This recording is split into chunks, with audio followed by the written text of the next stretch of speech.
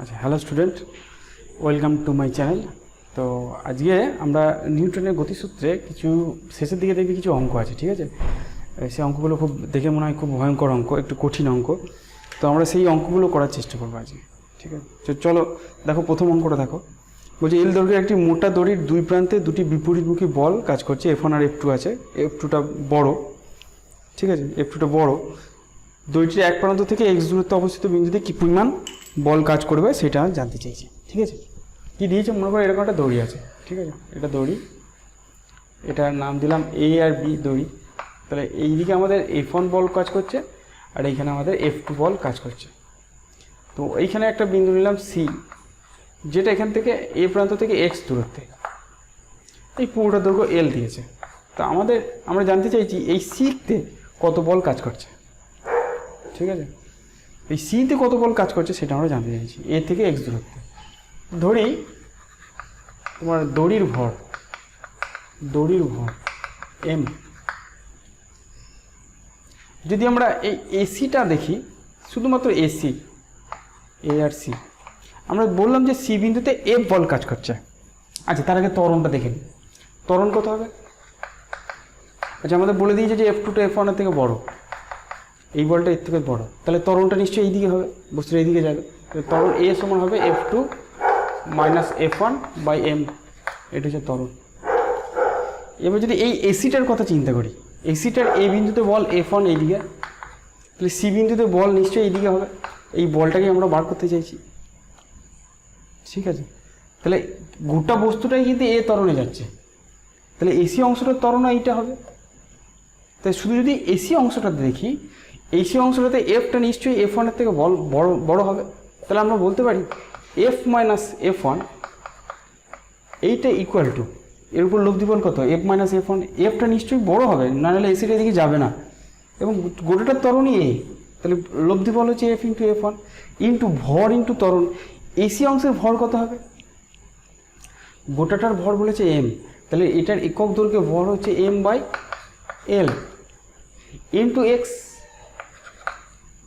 এল দৈর্ঘ্যের ভর যদি এম হয়, তাহলে এক্স দৈর্ঘ্যের ভর কত হবে? M by L into X. একক দৈর্ঘ্যের ভর হচ্ছে এম বাই এল, তাকে এক্স দিয়ে গুণ করে দেবে। তাহলে এইটা হচ্ছে ভর এসি অংশে, ইন্টুর ত্বরণ হচ্ছে এ, তাহলে into F2 minus F1 by M, এইটা হচ্ছে তার ত্বরণ। এটা হচ্ছে লব্ধি বল সমান ভর ইন্টু ত্বরণ। এই এমটা কেটে গেল, তাহলে F minus F1 is equal to X by L into F2 minus X by L into F1। এই F1টা এদিকে নিয়ে যায়, তাহলে F সমান কত হবে? X by L into F2, এটা দিকে গেলে প্লাস হবে, তাহলে minus X by L into F1 plus F1। তাহলে এটা সমান কত হলো? এক্স বাই এল F2, আচ্ছা, plus 1 minus X by L into F1। তাহলে কত হবে? X by L into F2 plus L minus X by L into F. তাহলে এইটাই হচ্ছে এই সি অংশে যে বলটা কাজ করছে সেই বলটার মান। বুঝে গেছে? তো অঙ্কটা খুব একটা বিশেষ কিছু নেই, যদি ঠিকঠাক করতে পারো কঠিন কিছু লাগবে না। চলো নেক্সট দেখি।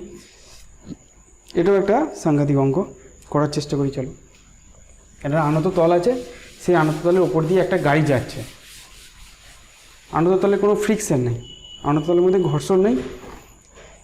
তো সেই গাড়ি থেকে একটা দড়ির সাহায্যে একটা এম ভরের বল ঝোলানো আছে। আমাকে জানতে চাইছে যে এই যে বলটা যেটা ঝোলানো আছে সুতোর সঙ্গে, সেই সুতোটা আনত তলের সঙ্গে লম্বর সঙ্গে ও উল্লম্বের সঙ্গে কত কোণ তৈরি করবে।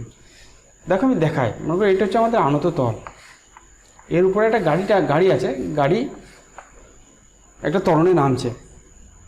কত ত্বরণে নামে এটা আমরা জানি, কিন্তু জি সাইন থিটা ত্বরণে নামে। তাহলে গাড়িটা যদি জি সাইন থিটা ত্বরণে নামে, গাড়িটার উপরে যে বলটা আছে যেটা দড়ি দিয়ে ঝোলানো আছে সেও কিন্তু জি সাইন থিটা ত্বরণে নামবে। বলটা কিন্তু অন্য সোজা থাকবে না, সে একটু বেঁকে যাবে এরকম। এই কোণটা আমাদের আলফা বলে দিয়েছে, ঠিক আছে? আমি ধরলাম যে এই বলটা অনুভূমির সঙ্গে থিটা কোণ করবে, ঠিক আছে? আমি গাড়িটা রাখলাম না। এবার আমরা এই বস্তুটার উপর এই যে এম ভরের যে বলটা দিয়েছে, এই বলের উপর কি কি বল কাজ করছে আমরা দেখব। দেখো একটা বল তো নিচের দিকে আছে, সেটা হচ্ছে এমজি। এমজি যেটা এঁকেছি, সেই এমজি এর এই দিক বরাবর উপাংশ, মানে নাততলের সঙ্গে লম্ব বরাবর উপাংশ, এটা যদি আলফা হয়, এটা আমরা আলফা হয়, এটা আমরা জানি। তাহলে এই দিক বরাবর উপাংশ হচ্ছে MG cos alpha, MG cos alpha, এটা আমরা জানি। আর নত তলব বরাবর যে উপাংশ এমজি, সেটা হচ্ছে এমজি সাইন আলফা, এটা আমরা জানি। ঠিক আছে, এবার এই দড়িটার টান যদি টি হয়, ভালো করে দেখবে, এখানে একটা মেকানিক্স আমরা ব্যবহার করবো, জ্যামিতি কিছুই না। তাহলে আমরা যদি এরকম একটা সোজা দাগ দিই, তাহলে এই কোণটা থিটা হলে পুরো কোণটা থিটা হবে। কিন্তু আমরা জানতে চাইছি যে এই যে টি এর এই দিক বরাবর কম্পোনেন্ট কত হবে। এই যে পুরো কম্পোনেন্ট আছে, এই পুরোটা হচ্ছে থিটা। আর এই কোণটা যদি আলফা হয়, তাহলে এই ছোট কোণটা এইটা হবে আলফা। তাহলে তোমরা বুঝতেই পারছো যে এই কোণটা যেটা পাচ্ছি, সেটা হচ্ছে থিটা মাইনাস আলফা। তাহলে টি এর এই দিক বরাবর যে কম্পোনেন্ট হবে, সেটা হচ্ছে T cos theta plus alpha, cos theta minus alpha. আর টি এর এই দিক বরাবর যে কম্পোনেন্টটা হবে, সেটা হচ্ছে এই কম্পোনেন্টটা হবে টি সাইন থিটা মাইনাস আলফা। আশা করি সব ফোর্সগুলো তোমরা বুঝতে পেরেছো। ঠিক আছে, সব ফোর্সগুলো বুঝতে পারলে আর কোনো ব্যাপার নেই। এখানে একটু অ্যাঙ্গেলের খিটিপিটি আছে, সেটা তোমরা বুঝতে পারবে। এবার তুমি বুঝে দেখো যে এই টি কস থিটা মাইনাস আলফা, এটা এমজি কস আলফার সঙ্গে সমান হবে। টি কস থিটা মাইনাস আলফা, এটা এমজি কস আলফার সঙ্গে সমান হবে। এটা এক নম্বর গেল। এরপর নিচের দিকে যে লব্ধি বল আছে, সেটা কত? T sine theta minus alpha plus mg sine alpha. এইটা সমান কত হবে? নিচের দিকে লব্ধি বল পেলাম কত? T sine theta minus alpha plus mg sine alpha. এইটা সমান হচ্ছে এর ভর ইন্টু ত্বরণ, কারণ এই দুটোই এই বস্তুটাতে ত্বরণের সৃষ্টি করছে। এর ভর কত এম, এর ত্বরণ কত?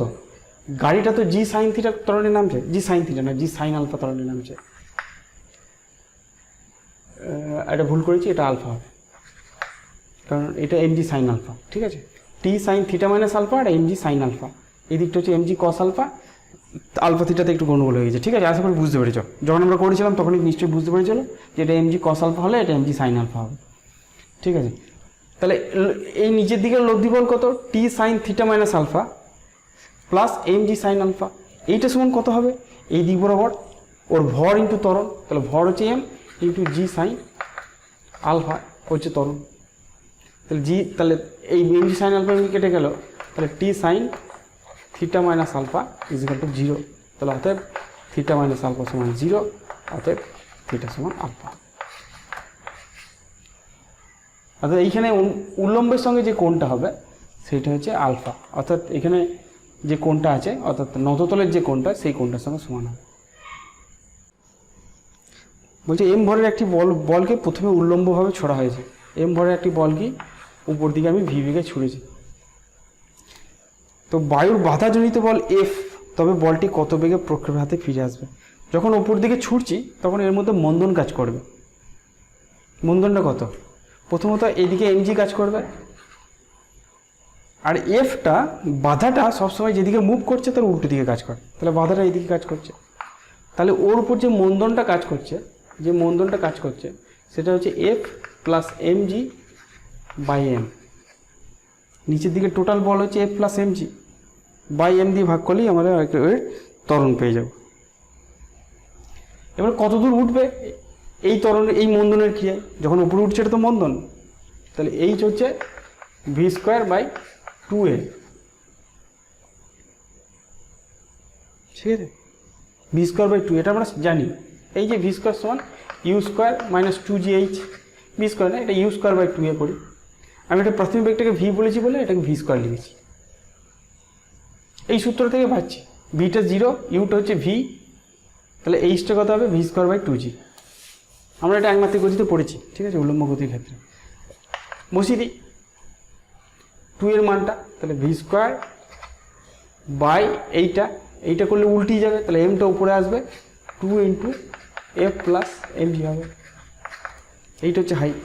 এবার নিচের দিকে পড়ছে, যখন বস্তুটা নিচের দিকে পড়বে তখন ওর ত্বরণ কাজ করবে,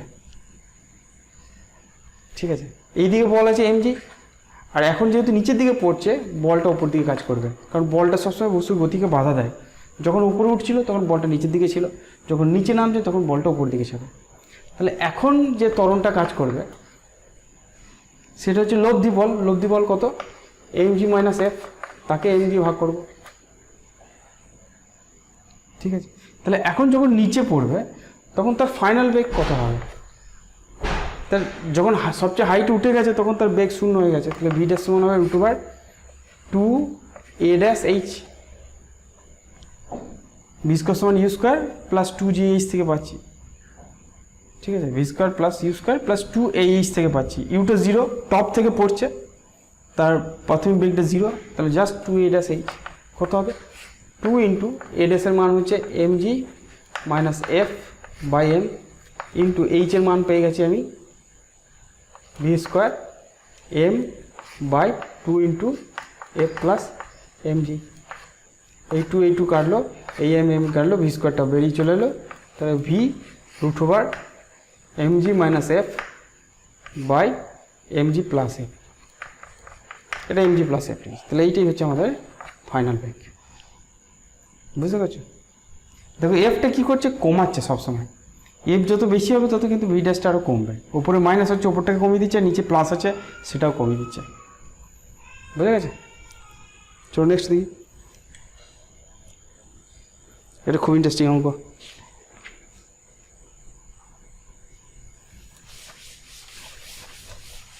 একটা লোক খাঁচায় বসে আছে, খাঁচায় বসে সে খাঁচাটাকে ধরে রেখেছে। কীরকম দিয়েছে? এরকম একটা খাঁচা আছে, খাঁচার মধ্যে লোকটা আছে, ঠিক আছে। দিয়ে খাঁচাটা একটা কপি কলের মাধ্যমে গিয়েছে, তাই তো? একটা কপি কল আছে, কপি কলের মাধ্যমে এই লোকটার হাতে আসছে, লোকটা এটাকে ধরে আছে, এখানে কপি কলটা এখানে আটকানো আছে। তা আমাকে দিয়েছে লোকটি দড়িতে কত বল প্রয়োগ করলে সমগ্র ব্যবস্থাটি সাম্য অবস্থায় থাকবে। তা লোকটা যদি এফ বল প্রয়োগ করে তাহলে দড়িটার এখানে টান এফ হবে আর এখানেও টান এফ হবে। টান সবসময় বাড়ির দিকে কাজ করে, ঠিক আছে। এবার মনে করুন লোকটা এই যে খাঁচাটা আছে, খাঁচাটার উপর এম জি বল প্রয়োগ করছে, ঠিক আছে। লোকটা প্রয়োগ করছে না, লোকটার ভর এম জি নিচের দিকে, ঠিক আছে। খাঁচাটা লোকটার উপর এন প্রতিক্রিয়া দিচ্ছে, সেটা এম জির সঙ্গে সমান নাও হতে পারে, ইঞ্জিনিয়ারিং এখানে সমান নয়। মনে করলাম খাঁচাটা লোকটার উপর এন বল প্রয়োগ করছে, তাহলে লোকটাও খাঁচাটার উপর এন বল প্রয়োগ করবে, এটা ভালোভাবে বুঝবে। লোকটা কিন্তু খাঁচাটার উপর এম জি বল প্রয়োগ করবে না, কারণ যেহেতু এখানে এফ বলটা কাজ করছে, লোকটা খাঁচাটার উপর যে বলটা প্রয়োগ করবে সেটা এম জির থেকে কম হবে। অ্যাকচুয়ালি লোকটা খাঁচাটার উপর যে বল প্রয়োগ করছে সেটা হচ্ছে এন, তার ফলে খাঁচাটাও লোকটার উপর এন বল প্রয়োগ করছে। তাহলে লোকটা যদি খাঁচাটার উপর এন বল প্রয়োগ করে তাহলে খাঁচার উপর কী কী বল কাজ করছে? নিচের দিকে এন, যেটা লোকটা দিচ্ছে, আর নিচের দিকে এম জি প্রয়োগ করছে, কাজ করছে, যেটা হচ্ছে খাঁচার ওজন। খাঁচার ভরটা হচ্ছে বড় হাতের এম, সেটা আমাদের দিয়ে দিয়েছে। এই জায়গাটা বুঝতে পারলেই হয়ে যাবে, যেটা ছবিতে দিয়েও দিয়েছে, ঠিক আছে। খাঁচাটা লোকটার উপর এন বল প্রয়োগ করছে, যেটা হচ্ছে প্রতিক্রিয়া বল, আমরা এতদিন বলছিলাম। তাহলে লোকটাও খাঁচাটার উপর এন প্রতিক্রিয়া সৃষ্টি করবে। তাহলে খাঁচার উপর কী কী বল কাজ করছে? একটা হচ্ছে এন এটা যেটা লোকটা দিচ্ছে, খাঁচাটার ওজন এম জি। আরেকটা বল এইখানে কাজ করছে, সেটা হচ্ছে এফ, টান বল, ঠিক আছে। আমরা এইখান থেকে কি দেখতে পাচ্ছি? এন প্লাস এফ যদি স্থির থাকতে হয় তাহলে সেটা এম জির সঙ্গে সমান হবে। তাহলে এন সমান কত পেলাম? M G minus F. আর এইখান থেকে কি পাচ্ছি? এন প্লাস বড় হাতের এম জি সমান এফ, তাই তো? খাঁচার উপর যে বলটা আছে এন প্লাস এম জি নিচের দিকে ইজিক্যাল টু এফ। এনের মানটা যদি এটা বসিয়ে দিই, M G minus F plus M G equal to F, এই এফটা এদিকে নিয়ে এলাম, তাহলে জি কমন গেল, M plus M equal to 2f। তাহলে এফ সমান কত হবে? Half G M plus M. তাহলে এইটাই হচ্ছে প্রযুক্ত বল। চলো নেক্সট দেখ কি বলেছিলাম। বলেছে এম ভরের একটি ব্লক আলফা নতিকোণ বিশিষ্ট একটি মসৃণ নততলের উপর রাখা আছে। নততলটিকে এ ত্বরণে অনুভূমিকের দিকে গতিশীল করা হলো যাতে ব্লকটি নততলের সাপেক্ষে স্থির থাকে। এর মান কত? চলো কি বলেছে তুমি, মনে করো এরকম একটা নততল আছে, নততলের উপরে একটা ব্লক আছে, ঘর্ষণ নেই, তাহলে ব্লকটা কি হবে? ব্লকটা গড়িয়ে পড়ে যাবে কত ত্বরণে? জি সাইন থিটা। যদি এই কোণটা থিটা হয় তাহলে থিটা কত বলেছে? নতিকোণটা আলফা বলেছে। নতিকোণটা যদি আলফা হয় তাহলে জি সাইন আলফা এই ত্বরণ নিয়ে সে নিচে দিকে পড়বে, এটা আমরা জানি, কারণ এই দিকে ওর ওজন যেটা কাজ করে সেটা হচ্ছে এম জি সাইন আলফা, যাকে এম দিয়ে ভাগ করলে জি সাইন আলফা নিচে পড়ে যাবে। এবার আমি কি করলাম, এই নততলটাকে অনুভূমিক দিকে এ ত্বরণ প্রয়োগ করলাম, এ ত্বরণ দিলাম। যখনই অনুভূমিকের উপর এই নততলের উপর এ ত্বরণ আমি দেবো, সঙ্গে সঙ্গে এই যে বস্তুটা আছে এই বস্তুটার উপর একটা অলিক বল কাজ করবে, সিউডো ফোর্স। কী ধরনের জিনিস? যেমন তুমি বাসের উপর বসে আছো বা দাঁড়িয়ে আছো, বাসটা হঠাৎ করে চলতে শুরু করলো, দেখো তুমি পেছন দিকে একটা বল অনুভব করবে, অর্থাৎ বাসটার যেদিকে ত্বরণ হবে তুমি তার উল্টো দিকে একটা বল অনুভব করবে। এটাও সেরকম, যখন আনততলটা এইদিকে যেতে চাইবে তখন কিন্তু এই বস্তুটা এই দিকে একটা বল অনুভব করবে, সেই বলটা হচ্ছে এম এ। ঠিক আছে, বুঝে গেছে?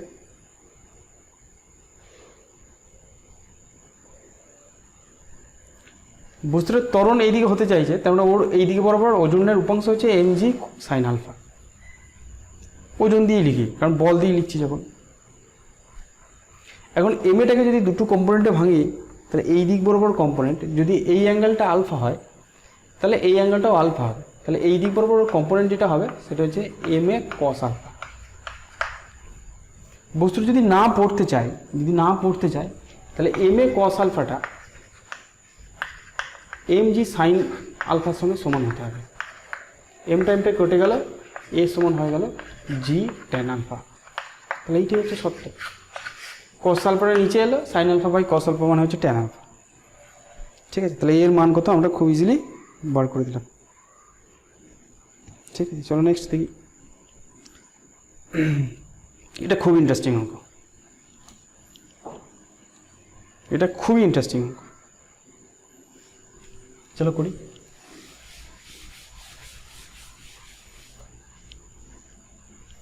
বলেছি কি এই নততলের উপর একটা এরকম দণ্ড আছে। ঠিক আছে, দণ্ডটা এরকম আছে, দণ্ডটা এমনভাবে আছে যে দণ্ডটার গতি শুধুমাত্র ওপর নিচে হতে পারবে। তার মানে দণ্ডটা যদি এখানে স্লিপ কাটে তাহলে বস্তুটা এদিকে চলে আসবে, তাহলে দণ্ডটা আস্তে আস্তে নিচের দিকে নামবে। দণ্ডটা যেন এদিক ওদিক না যেতে পারে। তাহলে কিছুক্ষণ পর আমরা দেখব যে নততলটা হয়তো এখানে চলে এসছে,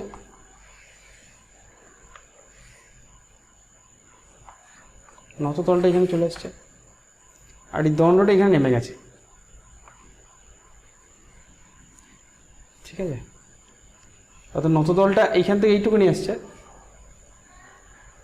এইখান থেকে এসছে, আর দণ্ডটা এইটুকুনি নিচে নেমে গেছে। মনে করলাম দণ্ডটা ওয়াই নেমেছে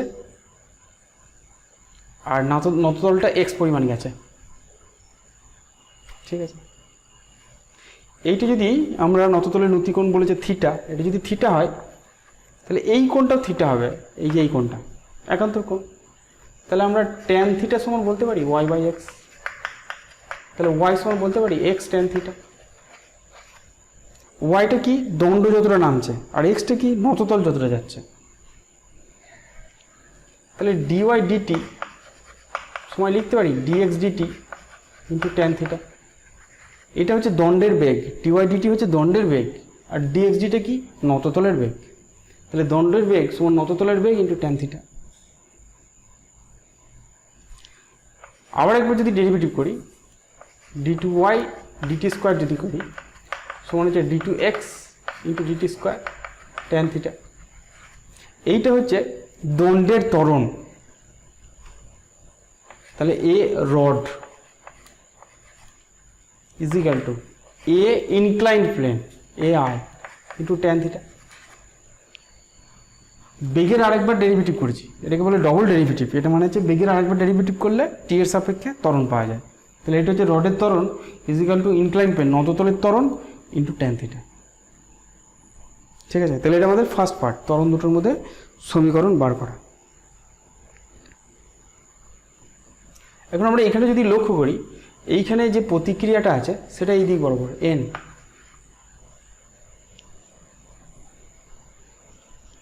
এমজিটা এই দিক বরাবর। দেখো আমরা এনটাকে যদি দুটো কম্পোনেন্টে ভাঙি তাহলে এই দিক বরাবর যে কম্পোনেন্টটা হবে এটি যদি থিটা হয় এইটা থিটা হবে, তাহলে এই দিক বরাবর যে কম্পোনেন্টটা হবে সেটা হচ্ছে এন কস থিটা, কারণ এই অঙ্কটা থিটা হবে, এই অঙ্কটা থিটা হলে এই অঙ্কটা থিটা হবে। আর এনের এই দিক বরাবর কম্পোনেন্ট হচ্ছে এন সাইন থিটা।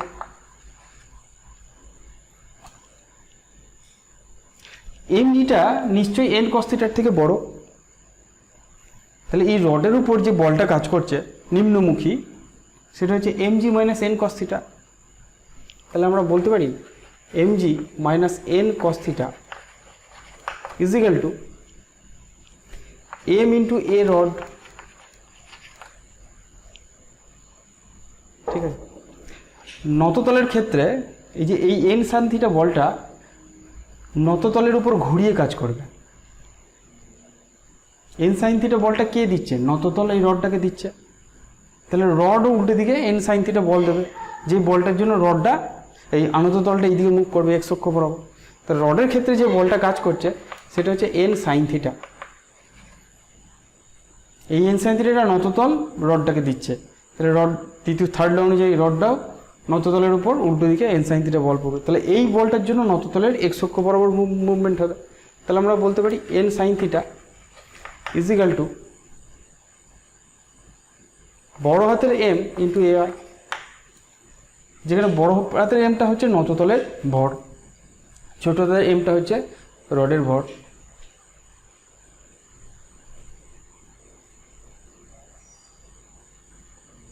এখন এখান থেকে এনটা বার করে আমি এখানে যদি পুট করি তাহলে কি হবে? এন সমান কি পাচ্ছি? M A I by sine theta. এই এনটা আমি এখানে পুট করব, চলো পুট করি। তাহলে কি হবে? এম জি মাইনাস এনের জায়গায় এটা পুট করছি, তাহলে M A I cos theta by sine theta মানে কট থিটা হবে equal to A I equal to M A rod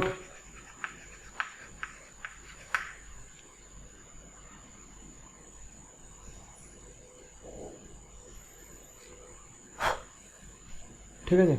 আমি কি বার করতে চাইছি? আমাকে বার করতে দিয়েছে। এই অবস্থায় দণ্ডটিকে ছেড়ে দেওয়া হলে নততল আর দণ্ডটির ত্বরণ জিজ্ঞেস করেছে। ঠিক আছে, এখানে এ রডের জায়গায় এ আই ট্যান থিটা বসাই। এ রডের জায়গায় আমি এ রড সমান এ আই ট্যান থিটা পেয়েছি, তাহলে এইটা সমান হয়ে গেল m into a i tan theta. এইটা দিকে নিয়ে যাই, তাহলে এম জি সমান কী পাবো? এটা যদি এদিকে নিয়ে যায় তাহলে আমি এ আই কমন পেয়ে যাব, তাহলে কি থাকবে? এম ট্যান থিটা প্লাস বড় হাতের এম কট থিটা। তাহলে এ ইনক্লাইন প্লেনের ত্বরণ কত হবে? M by M tan theta plus M cot theta into G. তাহলে এইটাই হচ্ছে আমাদের ইনক্লাইন প্লেনের ত্বরণ।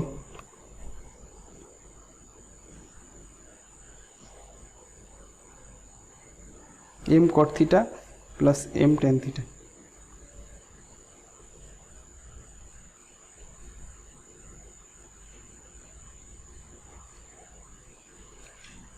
তাহলে যদি এআই পেয়ে যাই, এ রড আমরা পেয়ে যাব। তাহলে এই রডের এআই এর মান পেয়ে গেছি, তাহলে হবে m g tan theta divided by M tan theta plus M cot theta. একটু ইকুয়েশনটা মানে কঠিন আছে, তাহলে আমার আশা করি তোমাদের কোনো অসুবিধা নেই। ঠিক আছে, চলো নেক্সট দিই।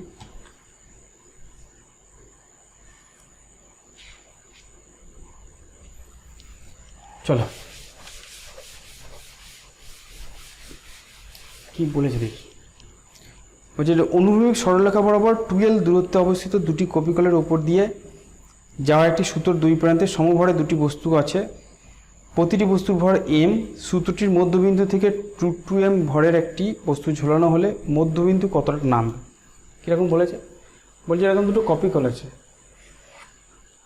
এই দিকে একটা m ভর ঝোলানো আছে আর এই দিকে একটা m ভর ঝোলানো আছে, এবং এই সূত্রটা প্রথমে এরকম ছিল, ঠিক আছে, এটা আটকানো আছে, ঠিক আছে, এটা আটকানো আছে, কিন্তু এই দুটোকে সামনে আনার জন্য এর সঙ্গে আমরা একটা √2m ভর যুক্ত করে দিলাম, এটা হচ্ছে √2m ভর যুক্ত করে দিলাম। তো বলেছে এই সূত্র কতটা নামলো, প্রথমে এরকমই ছিল, কতটা নেমে গেল এটা আমাদের জানতে চাইছে, ঠিক আছে, এই আমাদের জানতে চাইছে। তা ধরলাম যে h পরিমাণ নামলো, আমাদের এইখান থেকে এর দৈর্ঘ্যটা l বলেছিল, আমাদের এই এইচটা জানতে চাইছে, না 2l বলেছে, না 2l বলেছে, এটা 2l বলেছে, ঠিক আছে, এই এইচটা আমাদের জানতে চাইছে, ঠিক আছে। এই দিকটা থিটা ধরি, তাহলে এই দিকটাও থিটা হবে, এই দিকের টানটাকে টি ধরলাম, এই দিকের টানটাও টি হবে। এবার টিকে দুটো কম্পোনেন্টে ভাঙবো, এই দিক বরাবর কম্পোনেন্ট হচ্ছে এইটা থিটা হলে এইটা থিটা হবে, তাহলে এই দিক কম্পোনেন্ট টি কস থিটা, আর এই দিক বরাবর এই টিটার কম্পোনেন্ট হবে টি কস থিটা, কারণ এটা থিটা হলে এটা থিটা হবে। আর এই দিক বরাবর কত কম্পোনেন্ট হবে, এই টিটার জন্য টি সাইন থিটা, এই টিটার জন্য টি সাইন থিটা, তাহলে এই দিকে টোটাল কম্পোনেন্ট হবে 2t সাইন থিটা। সবকটা ব্যালেন্স হয়ে আছে, তাহলে অবশ্যই 2t সাইন থিটাটা √2m জি এর সঙ্গে সমান, কারণ এর ওজন হচ্ছে √2mg সঙ্গে সমান, ঠিক আছে। আমরা যদি এই ভরটাকে দেখি, তাহলে এর নিচের দিকে কাজ করছে mg, ওপর দিকে কাজ করছে t, কারণ এই তারের টান হচ্ছে t, তাহলে t সমান mg লিখতে পারি, সাম্যাবস্থায় আছে তো, স্থির হয়ে আছে তো, এটা t = mg। এটা কিন্তু যদি বসাই তাহলে 2mg সাইন থিটা √2mg, তাহলে সাইন থিটা সমান কত হবে, √2/2 মানে 1/√2, তাহলে থিটা সমান কত হলো 45 ডিগ্রি। দেখো এইটা 45 ডিগ্রি, যদি ট্যান থিটা বার করি, ট্যান থিটা হচ্ছে h/l, এটা কোটাটা 2l, তাহলে এইটুকুনি l, তাহলে ট্যান থিটা সমান হচ্ছে h/l, ট্যান 45 ডিগ্রি 1, তাহলে h = l, যেহেতু ট্যান 45 ডিগ্রি 1, তাহলে h/l = 1 বা h সমান l। চলো নেক্সট দেখি,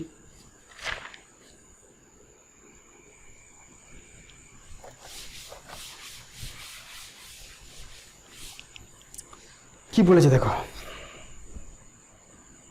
দুটো লোক আছে,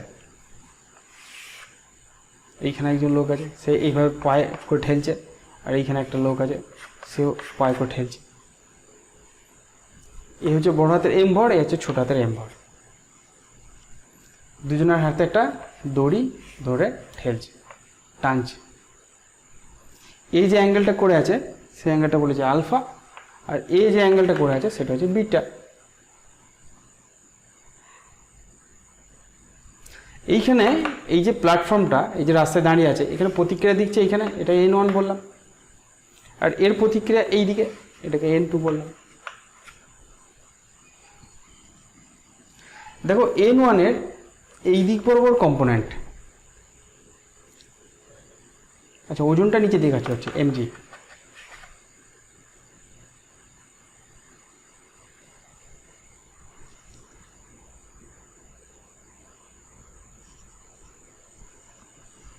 এর ওজনটা নিচে দিকে কাজ করছে, সেটা হচ্ছে বড় হাতের mg।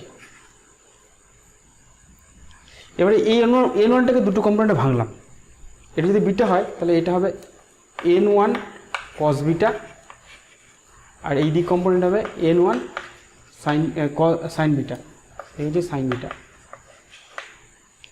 ঠিক একইভাবে এই দিকটাকে যদি ভাঙি, এটা যদি n2 হয়, এই দিক বরাবর কম্পোনেন্ট হবে, এটা আলফা হলে এটাও আলফা হবে, তাহলে এই দিকটা হবে n2 cos আলফা, আর এই দিকটা বড় বড় হবে n2 সাইন আলফা। এই দিকটা হচ্ছে টি বল, আর এই দিকটা হচ্ছে টি বল। সব বলগুলো আমাদের জানা হয়ে গেল। ঠিক আছে, টি সমান কি দেখতে পাচ্ছি? টি সমান হচ্ছে n2 cos আলফা সমান, আবার টি সমান কি পাচ্ছি? n1 cos beta.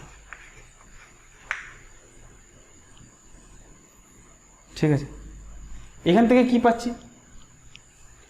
n1 sin beta সমান হচ্ছে mg। এখান থেকে কি পাচ্ছি? n2 sin থিটা কেন লিখেছি? এটা alpha. sin theta sin alpha সমান হচ্ছে বড় হাতের mg।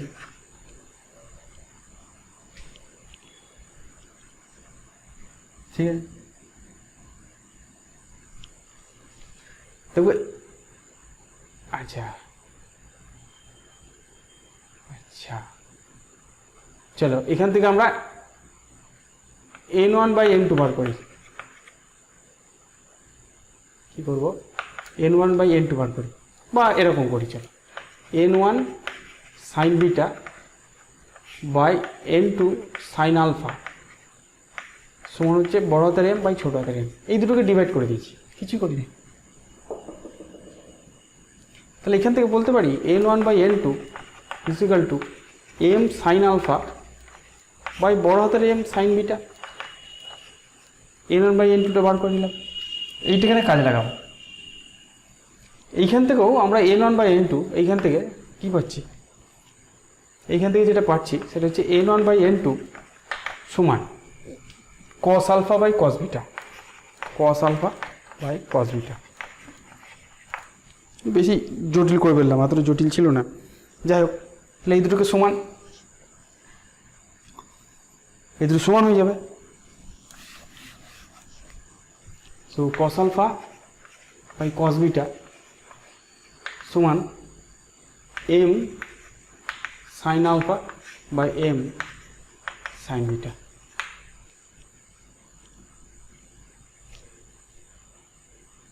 ঠিক আছে, সাইন আলফাটা যদি এই দুটোকে যদি এদিকে নিয়ে আসি, তাহলে cos আলফা m বাই, আচ্ছা, cos alpha by cos beta into sine beta by sine alpha equal to ছোট হাতের m বাই বড় হাতের m।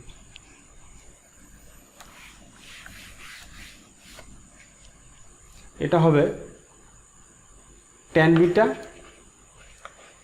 বাই tan আলফা সমান হচ্ছে ছোট হাতের m বাই বড় হাতের m। এইটাই কন্ডিশন, স্থির থাকার কন্ডিশন। ঠিক আছে, এটাই ঠিক স্থির থাকার কন্ডিশন। আলফার বিটার মধ্যে রিলেশন বার করছি, এইটাই হচ্ছে আলফার বিটার মধ্যে রিলেশন। বুঝে গেল? চলো লাস্ট অঙ্ক, এটা আমি লাস্ট অঙ্ক। ঠিক আছে, লাস্ট অঙ্ক।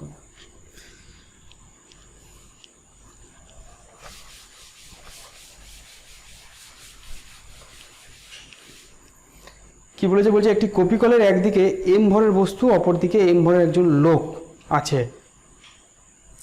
লোকটি সর্বাধিক কত ত্বরণে উপরে উঠলে বস্তুটি স্থির থাকবে? এই অবস্থায় দড়ির টান কত? ঠিক আছে, কি বলেছে? এরকম একটা কপিকল আছে, কপিকলের এই দিকে একটা ভর আছে m ভর, আর এইদিকে একজন লোক ঝুলছে এবং সে এ ত্বরণে হাতে করে ধরে, হাতে করে গলায় দড়ি দেয়নি, হাতে করে ধরে এরকম ঝুলছে। সে এ ত্বরণে উঠতে শুরু করলো। লোকটার ভর হচ্ছে m, লোকটার ভর বলেছে কম। তাহলে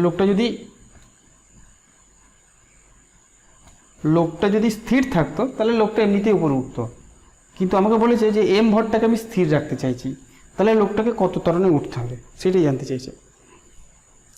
ঠিক আছে, লোকটা সর্বাধিক কত ত্বরণে উঠলে এই বস্তুটা মানে স্থির থাকবে। লোকটা যত বেশি ত্বরণে উঠবে, বুঝতে পারছো, দড়ির টানটা আস্তে আস্তে বাড়বে। তো দড়ির টানটাকে আমি টি বললাম। লোকটার ওজন নিচের দিকে কাজ করছে, এই বস্তুটার ওজন mg নিচের দিকে কাজ করছে, এর টানটা টি। এইটা স্থির আছে কিন্তু এই উঠছে, এটা স্থির আছে, তাহলে টি সমান mg হবে, বুঝতে পারছি। কিন্তু এই লোকটার ক্ষেত্রে টিটা নিশ্চয়ই বড়, তাহলে এটার ক্ষেত্রে টি মাইনাস mg হচ্ছে লব্ধি বল ইকুয়াল টু m। তাহলে টি কত হবে? mg plus m। এটার স্থির আছে, তাহলে এটার ক্ষেত্রে টি সমান বড় হাতের mg, টি এর মানটা এটা বসিয়ে দিই, তাহলে mg plus ma equal to mg। তাহলে ma সমান mg মাইনাস mg, তার মানে হচ্ছে M minus M into G. তাহলে ত্বরণ কত হবে? এম মাইনাস এম বাই ছোট হাতের এম ইন্টু জি। তাহলে এই কারণে লোকটাকে ওপরে উঠতে হবে এই বস্তুটাকে স্থির রাখার জন্য। ঠিক আছে, দড়ির টানটা চেয়েছে, দড়ির টান তো পেয়েই গেছে, টি সমান এমজি। দড়ির টানটা এমজির সঙ্গে সমান হতে হবে, তাহলেই এটা স্থির থাকে। ঠিক আছে, তো আশা করি বুঝতে পেরেছো যে কঠিন কঠিন অঙ্কগুলো আছে, এখানে অনেক কঠিন কঠিন অঙ্কগুলো আছে, তোমাদের বই আরও করবে, আরও নতুন নতুন বিভিন্ন কনসেপচুয়াল অঙ্ক আছে, সেগুলো যত বেশি প্র্যাকটিস করবে তোমার আইডিয়াগুলো আরও স্ট্রং হবে। ঠিক আছে, তাহলে আজ এই পর্যন্ত থাক, ভালো থাকো, পরের ভিডিওতে আবার দেখা হবে।